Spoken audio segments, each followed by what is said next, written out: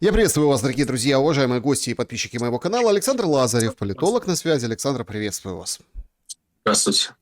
Александр, конечно, все. Премьериада, да, закончилась. Корецкий, глава «Нафтогаза», стал главой правительства. Рада проголосовала, там 289 депутатов, все за, там у него команда, список, будут, наверное, переназначать, назначать. Все, в общем, идет так, как задумано. Возникает самый яркий и самый острый вопрос. Получается, что мы стали частью вот этой игры, ну, не мы с вами, а имеется в виду украинские люди, граждане, то есть, да, стали частью игры, которая тянется, ну, уже около года. Потому что, ну, прям какой-то дежавю. Картонки, прикольные надписи на картонках. Только теперь эти люди в разных городах Украины, в Киеве, понятно, в Днепре, Одессе и в других городах выходят и говорят: «Зеленський, схаменися! Миша, повернися!» То есть теперь за Федорова они вышли. Лямонт сегодня пишет, говорит, что вот самый успешный, яркий, необыкновенный Федоров. Сам же Федоров уже там ходит в стиле Джобса, да, как бы рассказывает о том, что армия — это такой механизм, если ты мешаешь, тебя отправляют в резерв, в утиль. Я всегда ценил президента, я всегда... Никаких коррупционных схем не было. А сейчас, получается, все правительство поменяли из одного Федорова. Как вы думаете, что это за игра, кто, кого и, наверное, самый главный вопрос? Ну хорошо, а что дальше? Я так понимаю, что мы целый день будем обсуждать Федорова, да, поэтому я начну, наверное, с правительства, а потом уже перейдем и к протестам, и к самому Федорову. Ну, во-первых, у меня возникает резонный вопрос. Где программа правительства? За что голосовала Верховная Рада?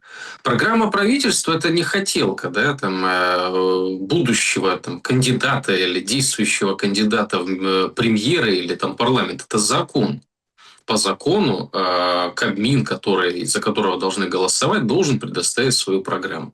За что голосовали депутаты Верховной Рады? Вот первый вопрос. Какая программа этого кабинета министров? Чем она отличается от программы, от отсутствия программы предыдущего кабинета министров? Корецкий, честно, как по мне, да, ну вот Корецкий Сергей. Можно взять его созвучная фамилия, есть такой Стас Борецкий, да, может быть, видели в малиновом пиджаке. Отличаются они между собой исключительно килограммажем, все больше ничем. По сути, этот человек или другой, или Свириденко, да, или как там этого на самокате звали, да, этот позор Кабмина, Гончарук, да, его брат по оружию или по разуму Милованов, Малюська с ногами на столе. Это все персонажи, которых просто не должно быть в правительстве. Этих персонажей не должно быть даже в сельсовете, не просто в правительстве. Это позор системы. Но я вот так удивляюсь и ловлю себе на мысли. Да? Вот я говорю, как так? Вот возмущаюсь, честно, искренне, сам перед собой возмущаюсь, даже там не в эфирах, вот когда слышу эти фамилии. Я думаю, каким, боком они попадают туда. А потом думаю, а что я удивляюсь? Кто возглавляет государство? Вот просто посмотрите на этого человека, да, и потом после этого можно уже никому не удивляться. Вот у нас новый сейчас кабинет министров, Верховная Рада проголосовала. В нарушение вообще норм Конституции, в нарушении всего проголосовала. Зеленский начал собеседовать кандидатов в премьер-министры. Еще до того, как правительство было отправлено в отставку, он уже собеседование проводил. На каких основаниях нет у него легального права, даже если бы он был сейчас легитимным президентом, да, даже если бы, а он сейчас нелегитимный президент, потому что 8-й год при власти, никакая конституция Украины ни 96-го, ни 2004-го не регламентирует пребывание человека в кабинете президента 8-й год при власти. Если его, конечно, не переизбрали на второй срок. А я что-то не помню, что в Украине выборы происходили и кого-то переизбирали. Напротив, он все время говорит, вы не забывайте, это там у агрессора выбора. У нас никаких выборов нет и быть не может. И не будет выборов, пока он находится в Киеве. Поэтому он назначает фигуры. Да? То есть он тасует на доске эти фигуры. В данном случае мы видим шикарный Кабмин, такой же нелегитимный, как и субъекты подания, так сказать, да, которые подавали этот кабинет министров. На самом деле перетасовали, и вот, получается, не попал туда отечественный Илон Маск. В каком, простите, месте он Илон Маск отечественный? Что он такого феноменального сделал? Дию запустил, да? Так эту Дию до него запустили в других странах. Или, как, знаете, рассказывают, вот там был великий этот создатель Монобанка, да? Монобанк он создал, никто до этого. Вы что, смеетесь? Взял у Тинькова, украл эту идею. Да, где Тиньков украл эту идею? Можем дальше разбираться. Но в основном так у нас происходит. Если я не прав, извините, да, насчет Тинькова не знаю, да, но насчет Монобанка знаю, что это не ноу-хау было. То есть это была слизанная идея. И все остальное, что Федоров придумал? В гаражах мастерить эти беспилотники, на контракт брать людей, чтобы они в армию не шли. То есть не хочешь идти умирать, значит, иди в гараж и мастери беспилотники. Вот что этот человек придумал. Мобилизацию, он говорил, надо ужесточить и больше наловить людей. А теперь, Александр, я возвращаюсь к этому протесту, который я наблюдаю. Честно говоря, у меня нет сил уже возмущаться. Искренне говорю. То есть я на это смотрю, я испытываю вселенскую злость какую-то. Мне хочется сказать, вы вообще, вы в своем уме, те, которые выходят на эти протесты с картонками. Це капздець, стоит девочка, не знаю, лет 18, с надписью такой. Зеленский с Хаменеистом и прочее. Я болею за обе стороны, я так скажу. Я желаю победы и Зеленскому, и Федорову. Я считаю, СДД, да, вот надпись, которая подходит в данном случае. Потому что первый, что второй, это люди, которые разваливают страну. Это люди, которые нарушили базовые права человека в Украине. А вот этот молодняк, который повторно выходит, у меня возникает вопрос. А вас ничего больше не смущает в стране? Вы еще вчера знали, как его зовут, этого Федорова, или как он выглядит? Я уверен, они его по имени-отчеству не знали. Я уверен в этом. Они этого Федорова могут спутать с тем Федоровым, который был мэром Мелитополя, и сейчас он вроде как областной глава Запорожской области, да, назначенный Зеленским. Два Федорова. Честно говоря, они, если их поставить, они не отличат их друг от друга. Чем этот Федоров отличается лицом от, как его там предыдущий, который яйца покупал уже где-то за границей, там в Израиле, там, на протесты выходит, за Украину топит. Резников. Вот такой же Резников, только Федоров. Нет, так у меня подождите, вопрос к людям. Давайте все-таки... Этот лучше. Нет, это не лучше. Я о другом. Давайте все-таки попробуем. Ну, вот вы сразу зашли просто не с того места, понимаете? Ну, вы как-то, вы и совесть-то имейте. Программу вы требуете, правительства. Вы чего? Ну, какая программа? Он же четко сказал, встретился с фракцией. Это я вчера в шуме разбирал тоже. Ну, вы понимаете, как назначается премьер? Значит, первое. Надо пережить зиму.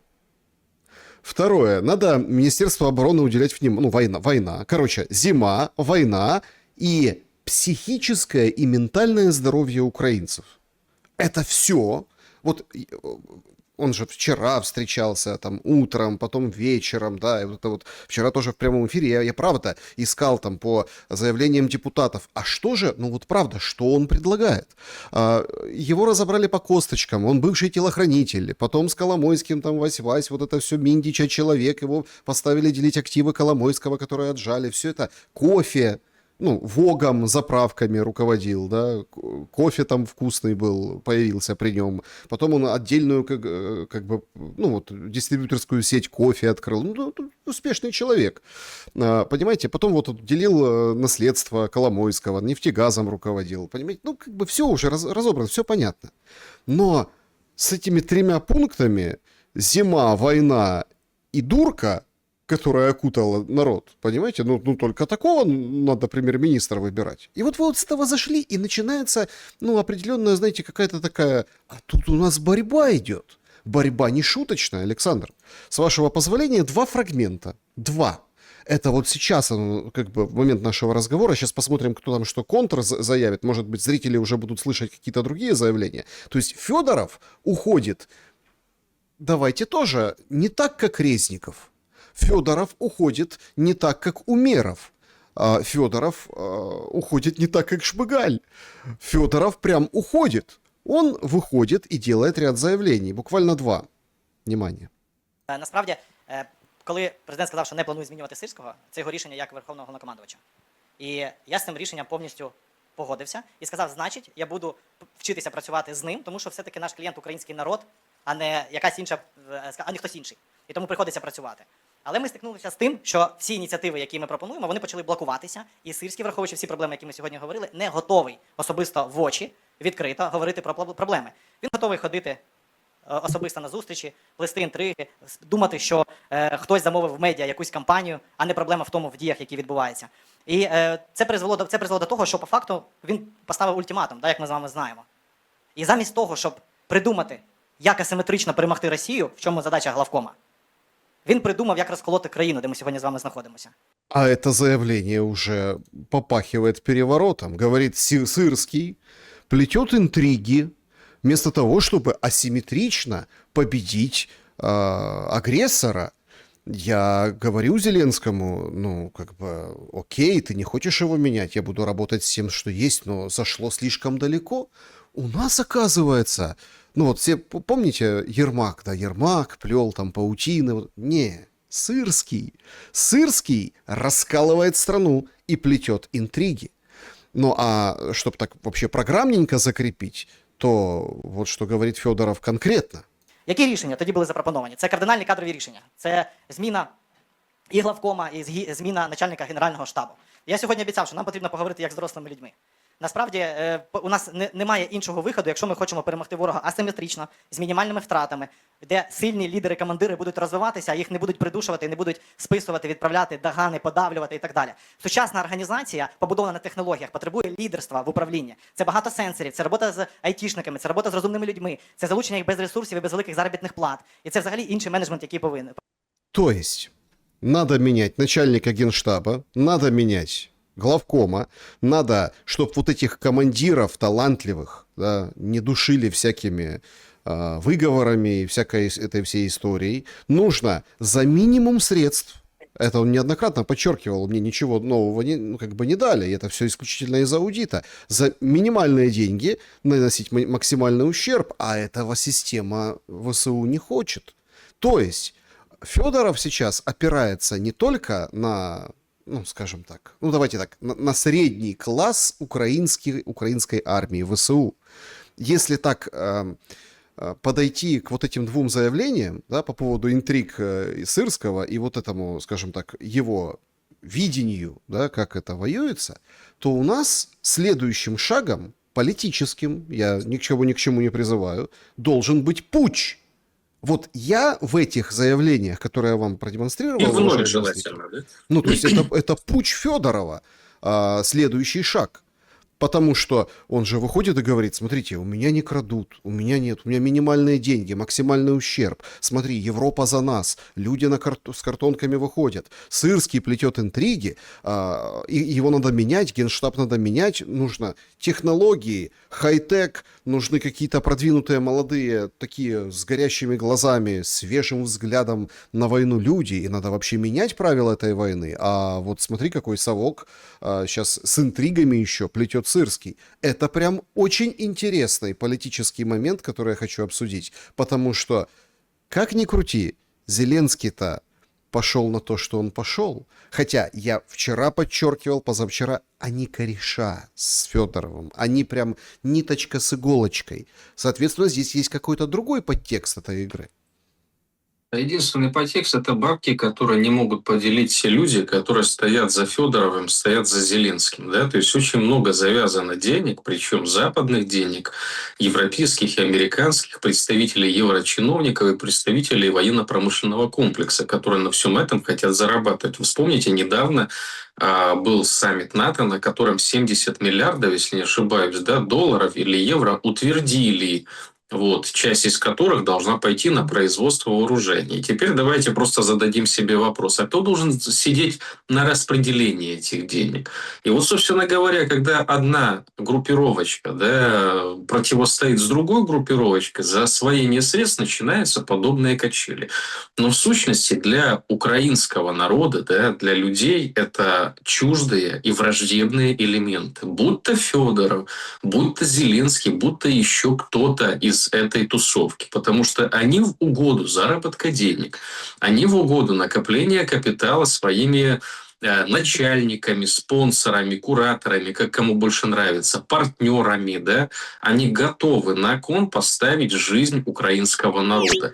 Если вы вспомните, а я хочу, чтобы вспомнили те, если хоть как-то получится достучаться до тех, которые с картонкой вышли, которые еще за партой университетской сидят, да, вот, и чтобы они это услышали, ребятушки, вы когда за этого персонажа топите, вы вспомните, что он сказал.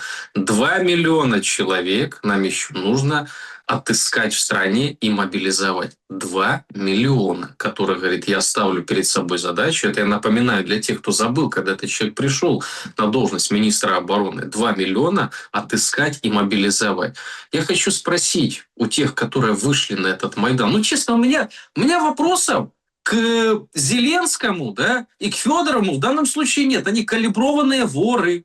Они борются за потоки. Здесь как бы можно обсуждать, какой карман, какая рука залазит. А причем здесь Сырский, ага, у Сырского свои интересы. Я не удивлюсь, если сейчас вспомнят, что папа Сырского живет в России, и мама, если не ошибаюсь, да, вообще он в Москве учился.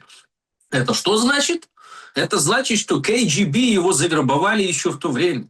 А КГБ – это нынешнее ФСБ. В общем, там и до Киевстонера недалеко дойти. То есть суть как бы та же остается. Ну, как бы мы должны понимать, что это все, они борются за потоки. У меня вопрос к людям, ребят. Я, честно говоря, сегодня посмотрел, я не хотел в это верить, что опять молодняк выйдет и опять с этими картонками, и опять так позорно после того, как вопросов просто... Вот я слова подобрать, не могу, простите. Вас больше ничего не смущает в стране? Вас не смущает то, что произошло во Львове? Вас не смущает, как ваших же одногодок, которые выступили, да, каждого закозлили, простите, сломали и заставили кричать «Слава ТЦК»? Вас не смущает, что пацанов, которых ловят, они даже до фронта не доезжают, их жизни лишают? Ребра поломанные, смерти и прочее. Никого это не смущает? Вас не смущает, что вы прав не имеете, за границу выехать не можете, что вы боитесь на улицу выйти, что вы бабки копите, чтобы откупиться от ТЦКшников. Вас это не смущает? Вас смущает Федоров или отсутствие его? Вот у меня вопрос. И знаете, Александр, сейчас я убеждаюсь, как я был раньше неправ, когда находился в медийном политическом пространстве, находясь еще в Украине, а не в эмиграции. Как мы все ошибались и заблуждались.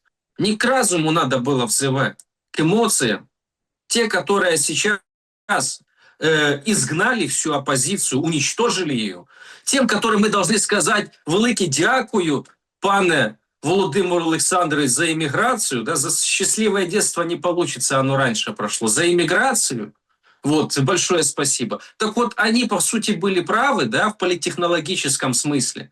Я-то искренне пытался достучаться до мозгов, сказать: ребят, что вы делаете? Они говорят: да нет, там все добре, лозунги, все класно, ми самі крепкі, ми самі лучші. Навіщо нам ваша ця математика, ці ваші цифри? Ми до зими готуємося. Как ти готуєшся до зими? У меня вопрос к этому Корецкому, Борецкому, Свириденко, Шмыгалю. Вы к зиме как готовитесь? У вас больше 50% энергоинфраструктуры не существует, она выбита. Вы газ где закупать планируете? Дефицит на европейских рынках, они сами российские СПГ покупают. Вы по каким ценам это брать планируете? Вы кичитесь тем, что вы по НПЗ российским наносите, но вы забываете сказать о том, что Россия бьет по украинским энергообъектам. И то, что сейчас летом, это не так ощутимо, это будет очень сильно болезненно ощутимо зимой. И никакой директор заправки или кофейной будки, да, будь даже государственного масштаба, он не сможет справиться с этой задачей, ибо специалистом он в этом не является. Еще раз, они даже программу не предоставили. Мы можем сколько угодно смеяться, стебаться, уже по-другому уже невозможно это все воспринимать. Но мы должны понимать, они базовых вещей не понимают.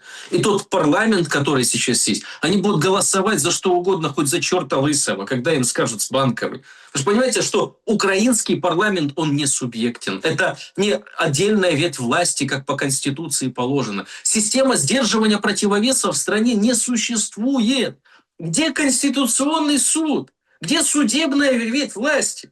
Ребят, вот эти с картонками, вы почему об этом не думаете? Вы же все умные, образованная молодежь. Вы не хотите задать базовые вопросы. Где система власти? Ви коли Зеленському дарили в руки, зробимо кожного, хай в нього буде свій парламент, хай він сам назначає все. Назначил. А давайте дебет с кредитом сведем. Кто лучше жить стал? Вот давайте объективно, вот честно, просто по-честному. Не надо отвечать в комментариях, там, подвергать себя угрозе. Просто себе лично сядьте дома на кухне с мамой, с папой, если вы молодой. Если взрослый, сядьте с женой, с детьми и задайте этот вопрос друг другу. Кто лучше живет? Если есть кому еще этот вопрос задать. И вы с этими картонками выходите, вам Федорова не хватает. Вот это беда самая настоящая. Пока в этой голове, да, совокупной голове этого массового сознания не произойдет смещение в правильном направлении, когда это все станет на места, когда люди начнут задумываться о том, кто правит страной и куда эту страну ведут, до тех пор будет очень большая проблема. А будет это Федоров, будет это Сырский, будет это потужный Валера Залужный, чи генерал Буданов, чи може генерал Белецкий, или кто он там уже, контр-адмирал, я не знаю, там же генералов раздают вот так вот сейчас всем. Человек был лейтенантом, что там ему идти по званию? Генералом бригадным будешь, да? Чемалюк, че там еще кто-то. Это, друзья, это не меняет вообще ничего для жизни в стране. Это меняет только для тех, кто стоит на потоках. То есть будет зарабатывать. Это часть, как они говорят, семьи. Это что, просто вдумайтесь, семьей в Италии раньше называли мафиозную структуру семьей. То есть Коза Ностра, да, условно говоря. А тут как бы семья Зеленского. Это ж не значит, что он, Лена и двое детей. Нет. Семья – это тусовочка вот эта, которая сидит на получении и на раздаче. Вот что такое семья. А вот эти все персонажи – это расходники. Только за расходников очень хорошо впрягаются и платят. Задайте вопрос. Кстати, Александр, тоже еще вопрос. Недавно вышел последний персонаж, фигурант дела Миндича Пленок. Последний на свободу вышел. Под залог. Где картоночки, ребята? Вы же выходили тогда на Бу, Миндич и все. Где картонки? Все эти ворюги на свободе. Некоторые за границей. Шефир там возле уважаемых людей, да на матче Шахтера сидит, улыбается, все козырно у него. Миндич с Цукерманом давно по набережной Тель-Авива гуляют, и они даже не прячутся.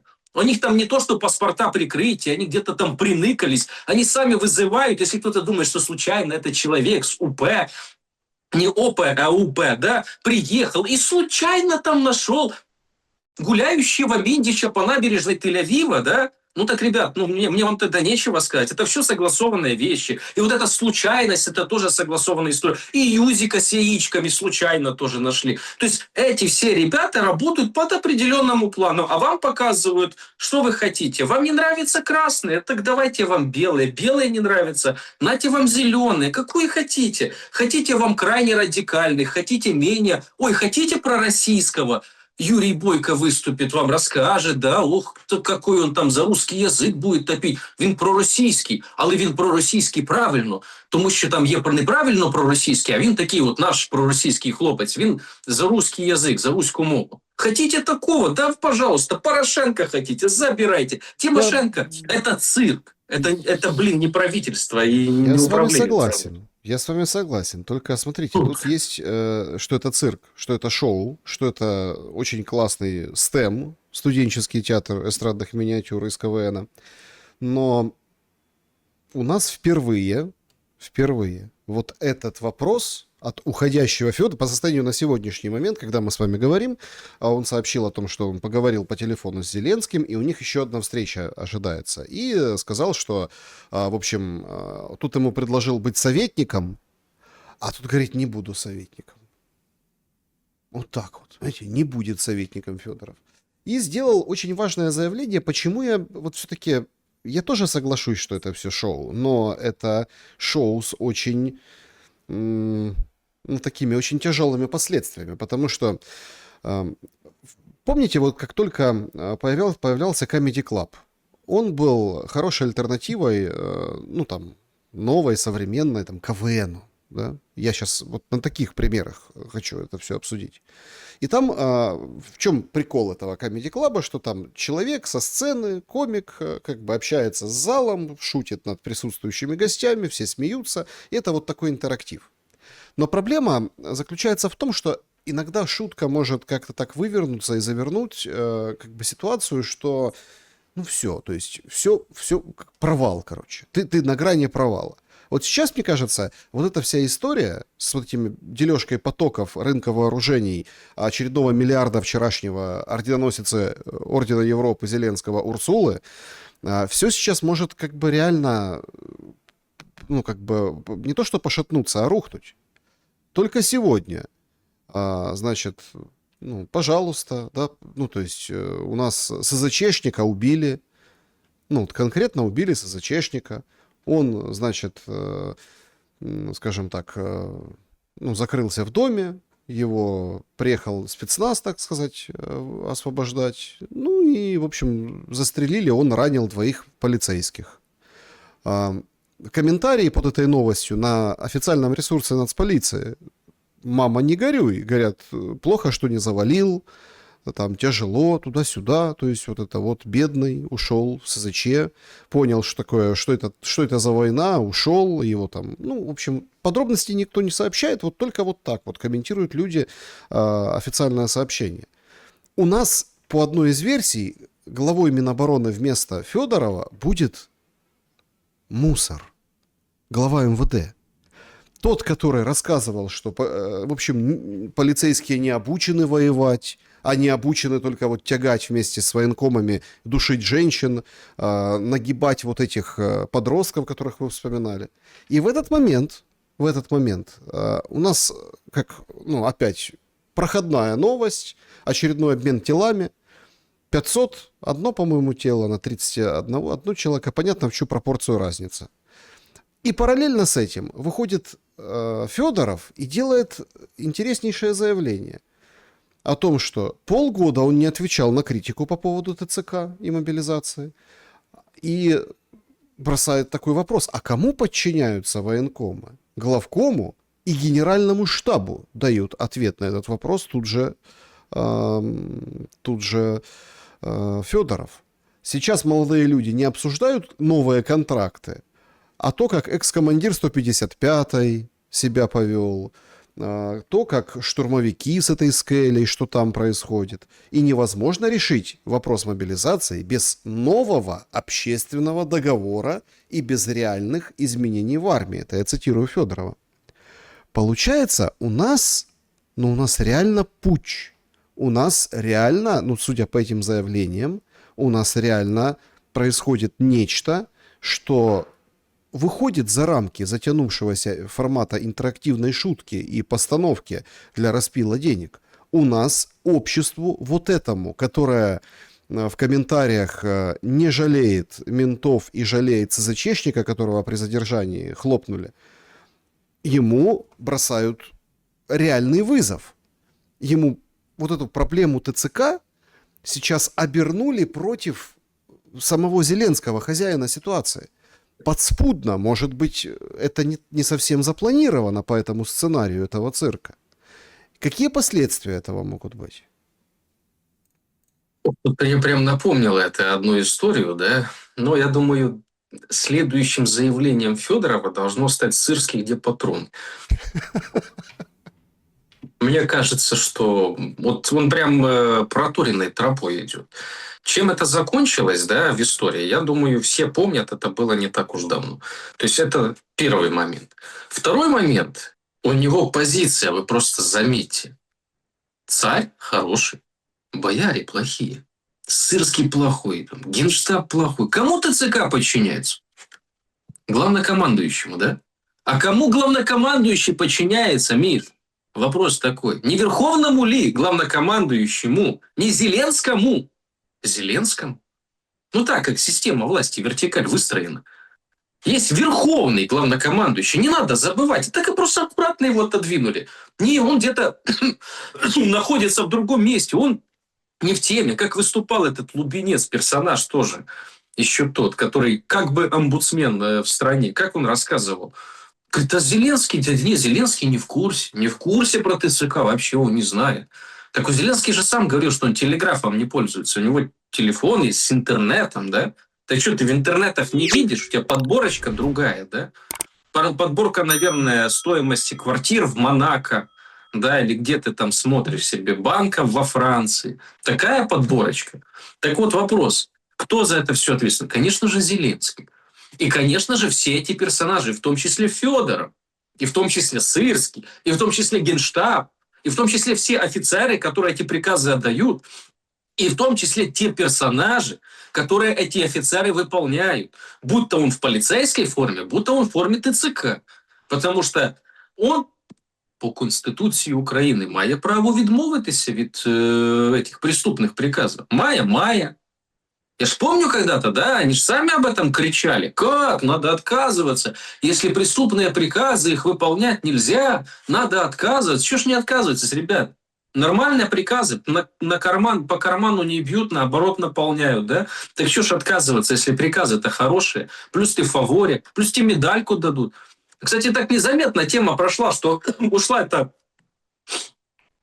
премьерша Свириденко. С медалью Ярослава Мудрого ушла. Простите, с какими? С орденом.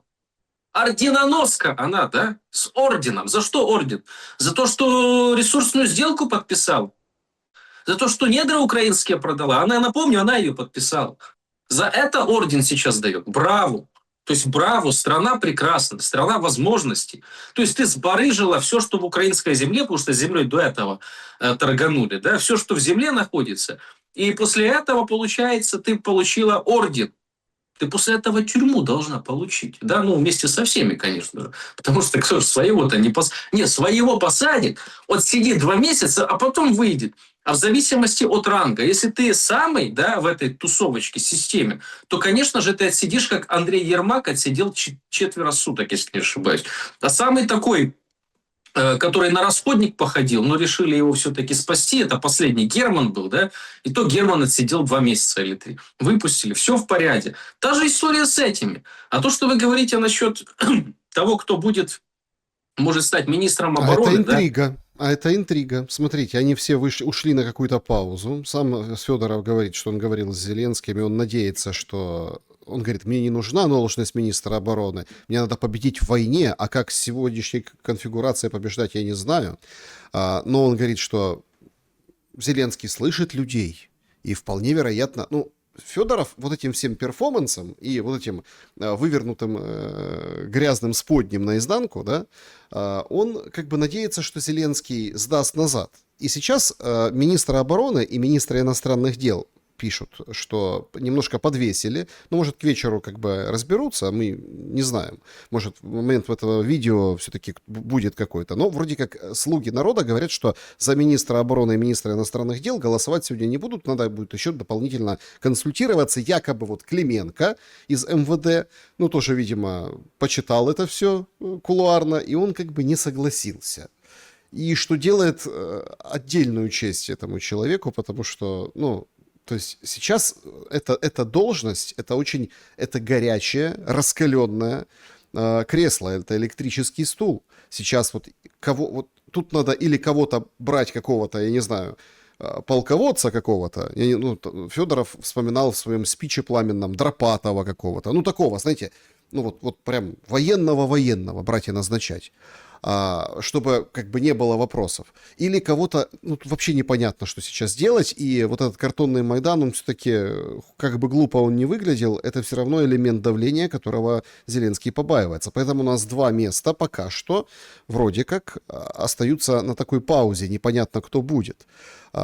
И тут очень же интересный момент. Вот сейчас настолько вот проявилась эта цена, но эта цена распила западного бабла. То есть, понимаете, они готовы главкома воюющей страны, какой бы он ни был этот Сырский, там, мясник, не мясник, дурак, глупый, умный, русский, не русский, неважно. Но это воюющая страна, и у нее есть главком, а его, уходя, министр обороны называет интриганом, ответственным за бусификацию, и, короче, на него... Почему? Потому что по задумке должны были все повесить на Федорова, и, ну, советником будешь по-хорошему, нет, не буду, ну и все, и за ним должен был уйти этот шлейф. Перезагрузили перепрошили. Понимаете? То есть все, теперь можно с чистого листа все заново. А что заново? Так нормально все, есть классные плацдармы, которые подготовили. Вот Европа теперь уже не будет переплывших через Тису или перебежавших через горы без штампа украинской пограничной службы принимать на беженство, давать какую-то 3 копейки, чтобы с голоду не помер, адаптировался, выучил язык и что-то там, в общем, свою жизнь, сбежав из этого концлагеря, построить заново. Все, Зеленский этого добился, они давно этого добивались. Они этого добились. И это все, ну, вот направлено на какое-то уничтожение людей. Вот у меня недавно был разговор с жителями Украины, не буду даже область называть. И они говорят, слушайте, лупят ужас. И причем все молчат, все замалчивают, все врут. А люди видят, что каждый день, даже по официальным сводкам, гибнет 2, 3, 4, 5. Если массированный обстрел или куда-то прилетело, то там, понятно, 25. А этот случай в Киеве, когда просто поговоришь с украинцами, они в шоке. То есть люди, которые спустились в бомбоубежище, погибли, их завалило. А люди, которые остались дома при таком ужасном обстреле, выжили чудом. Это жители одного двора. То есть вы понимаете, какая готовится, вот какая цена вот этого. Они готовы всем пожертвовать, все сжечь. Ради чего? Ради кресла министра обороны, ради потока, единственного потока, который нарастает, обещано, 70 миллиардов на следующий год, на этот год там вопросики, ну, неважно, тоже дадут. Урсула, которая пришла, ой, дали орден, еще ярд отстегнула. Они ради этого кресла готовы плюнуть на украинского солдата, который там в посадке гибнет, укрываясь от FPV-дрона, не знает, скинут ему буханку хлеба или нет. Понимаете, к какой фазе войны мы пришли? А мне интересно, а что россияне в этот момент? Вот год назад, помните, Майдан картонный против НАБУ, тоже никто не понимал, вы чего? А они не стреляли. Сейчас тоже, получается, не будут стрелять. Ну, с имиджевой точки зрения, да, стрелять по протестующим, это было бы крайне глупо, да, и недальновидно, потому что, ну, вы просто представьте, как бы это все выглядело, да, в момент, если там протесты, чтобы туда что-то прилетало. Я думаю, что есть, наверное, какой-то запрет определенный, да, на бомбардировки в этот период времени. Тут все-таки на международном уровне это все может быть поднято и показано неправильно, нехорошо. А суть не в этом. Суть в том, что война, в общем, она подходит на самом деле к пиковой фазе. Подходит, и поэтому сейчас такая заруба пошла за эти потоки. Если бы планировалось, что война еще будет длиться, и есть возможность ее продлить еще там года 4, то, я думаю, как-то находили бы там точки соприкосновения, как-то терли между собой, решали бы без таких резких заявлений, резкой критики, обвинений и жестяка. То есть было бы все гораздо мягче. Сейчас это все подходит к пиковой точке. Вот то, что европейцы перестали пускать украинцев, да, и перестанут вообще скоро выдавать, там, в 2027 году перестанут выдавать убежище для украинцев, это показатель того, что Европа, если кто еще не понял, да, что Европа заодно с Зеленским, что нет какой-то хорошей Европы и плохого Зеленского, что нет Европейского Союза, который с распростертыми объятиями ждет украинских граждан, или как беженцев, да, или как членов Европейского Союза. Нет, ребят, для Европы мы просто расходник. То есть мы должны для них выполнить свою функцию. Мы ее выполняем. Те, которые есть менее важные, есть более важные для них люди, да. Ну, как бы это цинично не звучало, для меня таких нет. Я никогда не занимаюсь сегрегацией. А для них есть. И они понимают, что более важные люди – это те, которые при должности в Украине, те, которые обеспечивают им откаты, потоки и выполнение оборонных заказов вот, на надгосударственном уровне. А менее важные люди для них – это обычный украинец, который, по сути, должен, да, пойти и отдать свою жизнь. Вопрос, за что отдать свою жизнь? Европейцы прекрасно понимают, за что. Европейцы, я не имею в виду граждан Европы, Европейского Союза, там стран, я имею в виду еврочиновников. Именно по этой причине такие решений принимаются. Недолг тот час, когда будут экстрадировать из Европы украинцев, да, когда их будут обратно возвращать призывного возраста. Будут находить разные причины. Вот. Недолг тот час, когда поляки сейчас докачают историю до той пиковой точки, когда всем украинцам, мужчинам в первую очередь, придется покинуть Польшу. Будут созданы просто условия, при которых человек с украинским паспортом не сможет там нормально существовать, не сможет зарабатывать деньги на пропитание.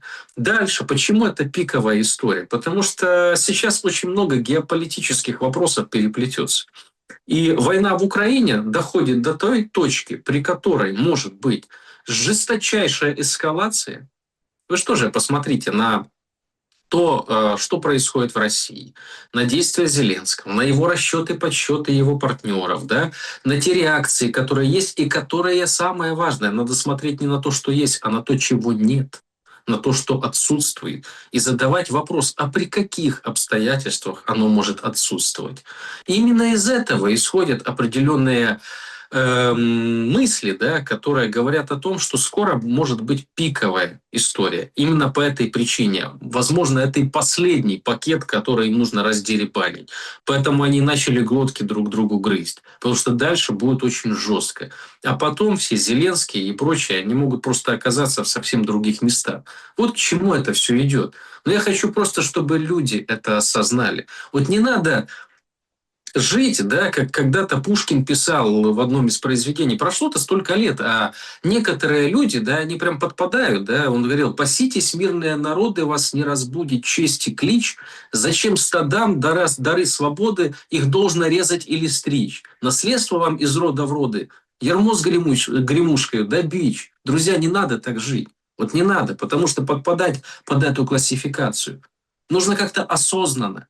Нужно думать о будущем, в особенности в таком юном возрасте. Меня именно это возмущает. Есть люди, которых уже не спасти, да, умственно, которые там прожили свою жизнь, и они по-другому жить не будут. Но это подрастающее поколение. Вы только формируетесь, вы только входите в жизнь. И если вам кажется, потому что вам там исполнилось всего лишь 18 лет, а столько лет уже идет война, и всю осознанную жизнь вы прожили в этих условиях, если вам кажется, что по-другому не бывает, бывает, ребята, бывает. Но для этого необходимо усилия прикладывать. Чего бы вам это ни стоило. Зато хоть стыдно не будет. А выходить с картонками за либо денежку, либо потому что сказали, что это модно, что там якийсь Федоров есть. Вы вспомните, когда прошлым летом мы с вами обсуждали, когда подходили к этим девочкам, мальчикам, спрашивали там имена, фамилии, там против кого или за кого они стояли, они назвать не могли. То есть о чем это говорит? Ну, нельзя так бездумно подходить к таким вопросам. Это определение вашего будущего. Я, конечно, честно говоря, могу говорить на лозунгах, да, но хочется взывать к рацию. Хочется все-таки думать, что в подрастающем поколении эта рация может зародиться и проснуться. Ну, вот как-то Нет, так. давайте так. Технологичнее все в этот раз. Мы просто посмотрим. Сейчас вот это вот пауза, это на руку вот этим картонным протестам, если это правда. То есть мы пока в моменте находимся, пока не понимаем. Но вроде как там сообщают, что берется пауза на подумать. И будет еще встреча с Федоровым. И может... Там, конечно, уже сразу быстренько написали, что азовцы, Редис, тот, которого вернули, поддержали Клименко на пост министра обороны. Говорят, хороший Клименко. То есть, вы понимаете, начинаются вот эти реальные медиа-торги. Если Редис сказал, конечно, надо Клименко на Минобороны. То есть, мы сейчас видим, сейчас начнется. Вот дрогнет Зеленский или не дрогнет, вот сейчас вот мы поймем. Плюс еще западная пресса, там Ле Монд пишет, что как так, какие-то там представители еврочиновников говорят, слушайте, так еще вчера все было как хорошо, а сейчас вот смотрите, мы же так с Федоровым. То есть сейчас вот начинается. Почему технологичнее? Потому что есть все-таки имя. Вы правильно сказали, они не знали год назад, за кого выходили. Кто там помнит, как НАБУ, САП, кто там его возглавляет. А что они вообще сделали, это НАБУ и САП? А тут же, смотрите, тут есть что продать. Тут есть продать перелом в войне. Тут есть продать, победы, успехи. Смотрите, НПЗ, Крым стал островом. Смотрите, какие удары, танкеры. Вот это все. То есть то, что там прилетело в ответ, все же видите, как отбрасывают. То, что Одессу это утюжат, то, что каждый день гибнут люди, то, что этот ужас просто накрывает страну. Мы об этом говорим. изгнанные, понимаете? А по Да? большому счету, ну, там же говорят только о победах, и тут сказать, смотри, вот победа как была близка, Федоров, а тут Федорова убрали, и все опять по старинке, и опять вот это как... Тут есть что продать, технологически, политически, очень, ну, очень важно, очень грамотно построена вот эта вся история. Посмотрим, куда это все вывезет. Но меня другое интересует. Вот сейчас я хотел бы... Вы говорите, будет жесточайшая эскалация. Тут Сибига выходит и с Фиданом, министром Турции, делает заявление, что Путин и Зеленский, вот мы настаиваем, что основной площадкой должна быть Турция на переговорах. Если мы попытаемся заглянуть за ширмочку вот этого студенческого театра эстрадных миниатюр КВН, помните, одной строкой прошла новость на фоне опять вот этих там, понятно, распасовок, там, вот этого всего, что Сибига сообщил о том, что россиянам передали какой-то реальный план завершения войны. Россия этого не комментировала, что получила, не получила. Сибига это все сказал. Ну, понятно, приправив это, что Путин уже там, понятно, там, проигрывает, что все, давайте реально расходиться. А может, вот эта вся история и чехарда за вот этот поток, может, это к тому, чтобы на фоне бушующего резко все гражданские озаботятся состоянием дел в армии, справедливо, несправедливо, технологично, нетехнологично, по-модному, по-современному или по-старому, по-совковому, интриган Сырский, Зеленский мудрый, который сейчас будет пытаться разрулить героически эту ситуацию, европейцы, которые любят Федорова, ну, конечно, Зеленский величайший лидер. Может, под этот шумок что-то какой-то гнильцу какую-то подпишут и быстренько свернут вот эту всю тему. Потому что тут тоже, давайте, если считать деньги, то как бы оно-то, конечно, звучит красиво, но все равно особо Европа не густо как бы откашливает. Это вам не администрация Байдена, которая вот это гнала самолетами на Польшу и потом составами на личку, которые потом у Миндича находили. Может быть, это просто такая прелюдия к вот этим реальным вещам, о которых, например, Трамп опять выходит и говорит, слушайте, Путин готов. И опять вот из его беседы с журналистом, вчера разошлось интервью, там по многим вопросам, и по Ирану тоже, и по Украине, он говорит, опять выходит, что проблема-то в одном человеке. А может, не в человеке проблема, а проблема в том, что вот это все должно лечь в семью, как это, все в семью, и можно заканчивать. Он бы, наверное, и хотел, но кто же его отпустит? Тут же такой вопрос. Если бы все было завязано там исключительно на хотелках Зеленского, да, и он там был бы камнем преткновения к подписанию мирных соглашений, поверьте мне, Зеленский был бы вывезен в США, как Мадуро в свое время, в конвое в спортивном костюме. Да, это лучший был бы исход для Зеленского. Когда-то фильм американцы выпускали, да, там госпожа госсекретарь говорит, что вот США с русскими подписали мирное соглашение, а Зеленский, да, со своими войсками ушел в подполье и в лесах Западной Украины воюет. Ну, это возможно в кино только. В реальной жизни это нереально. То есть он и обладает частью субъектности, конечно же, в принятии оперативных точечных решений. В дерибанчике, да, в решении, как ему эту мобилизацию проводить. Более жестко или еще более жестко. Вот, в назначении на должности, которые не касаются распределения потоков. Там он должен это все согласовывать. Это все мы сейчас видим, почему такие скандалы. То есть у него есть маленькое окно субъектности, но оно не лежит в плоскости стратегических задач и вопросов. То есть, по сути, возможно, он бы уже и хотел уйти. Вполне возможно. Он понимает, что его никто не отпустит. То есть говорить о том, что Зеленский мечтает всю жизнь быть при власти в Украине, нет, он мечтает тратить бабки, он об этом прямо сам сказал. То есть иногда он говорит правду, просто нужно вслушиваться во всю пургу, которую он несет. Он говорит, я еще молодой. У меня в целях потом путешествовать, ездить. Ну, конечно, столько миллиардов долларов украдено, что целый банк соорудили во Франции, да, что, ну, конечно, он хочет путешествовать и ездить. Он олигарх, ребят. То есть Зеленский это уже не не директор 95-го квартала, он олигарх. То есть он хочет вкусить эту жизнь. Ему еще 50 нет. Он реально молодой. Он считает, что ему еще жить и жить. А с этими бабками еще 10 сердец поменять, а там, глядишь, то, что Путин с Си Цзиньпином общались, по 150 лет жить будет. Но он прекрасно понимает, что эти планы, они неосуществимы, если те, которые держат его деньги, да, в данном случае он же физически их в кармане не хранит, он хранит в странах, которые подчиняются определенной системе. И те, которые держат его безопасность, ему не скажут: Володь, можно. Вот сейчас они ему это не говорят. Потому что у них, геополитическая задача, у них задачи заработка и обязательства перед транснациональными корпорациями, которые держат акции в военно-промышленном комплексе. То есть там очень большие деньги стоят на кону, и влияние стоит на кону. И, конечно же, есть силы, которые хотели бы завершить этот вопрос и перейти к решению другим, уже давно назревшим проблемам, да, между там Америкой и Россией, решение азиатско-тихоокеанского вопроса. Он сейчас не решается, потому что все застопорилось. Но есть та сила, которая его держит, и она его не отпускает. Поэтому я считаю, что Зеленский, он уж точно не готовится никуда уходить. Он понимает, что риски существуют и очень высокие.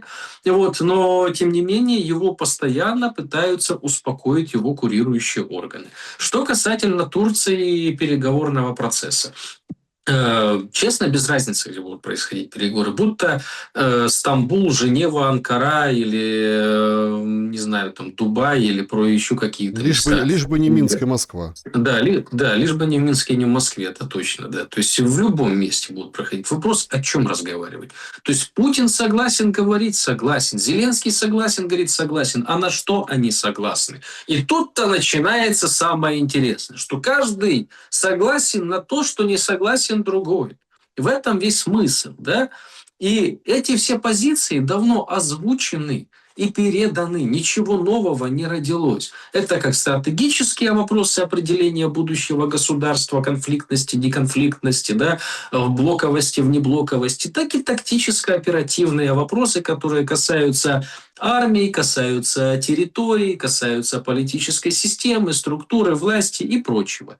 И здесь, конечно же, никто не сходится, потому что глобально вопрос не решается. Глобально есть структуры, которые заинтересованы в том, чтобы эта стратегия Бжезинского, да, которая сейчас во всех красках, просто эта книга стала реальностью, да, Кафка стал былью, по сути. То есть, по факту, то, что мы сейчас видим в мире, да и в нашей стране тоже.